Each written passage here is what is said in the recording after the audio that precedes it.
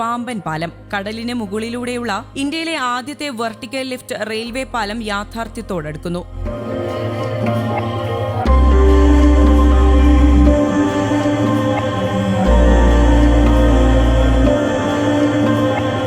അതിശയിപ്പിക്കുന്ന യാത്രാനുഭവം സമ്മാനിക്കാൻ ഇനി അധിക നാളുകൾ കാത്തിരിക്കേണ്ടി വരില്ല. രാമനാഥപുരം മണ്ഡപത്തു നിന്നും രാമേശ്വരത്തേക്ക് പ്രക്ഷുബ്ധമായ കടലിന് മുകളിലൂടെ 2.08 കിലോമീറ്റർ റെയിൽ പാലം ജൂൺ 30 മുൻപ് തീർക്കുന്നത് ലക്ഷ്യമിട്ടാണ് നിർമ്മാണം പുരോഗമിക്കുന്നത്.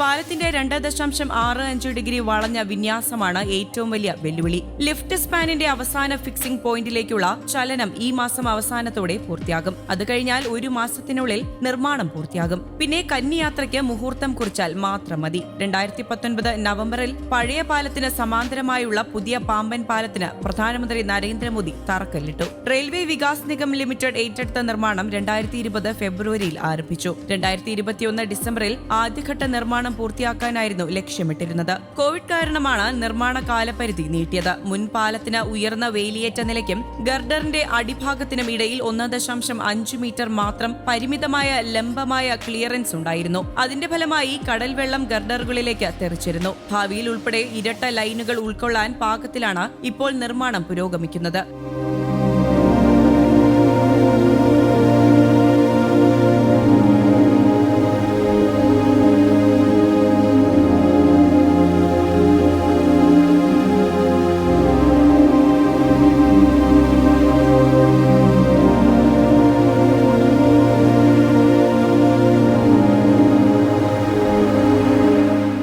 ആയിരത്തി 1988 ഒരു റോഡ് പാലം നിർമ്മിക്കുന്നതിന് മുൻപ് മണ്ഡപത്തിനും രാമേശ്വരം ദ്വീപിനും ഇടയിലുള്ള ഏക ബന്ധമായിരുന്നു ട്രെയിൻ സർവീസ്. 1913 നിർമ്മിച്ച നിലവിലുള്ള റെയിൽ പാലം സുരക്ഷാ കാരണങ്ങളാൽ 2022 ഡിസംബർ 23 അടച്ചത്. മുൻപ് തീവണ്ടികൾ പാമ്പൻ പാലത്തിലൂടെ സഞ്ചരിച്ച് ഏകദേശം 15 മിനിറ്റിനുള്ളിൽ രാമേശ്വരത്ത് എത്തുമായിരുന്നു.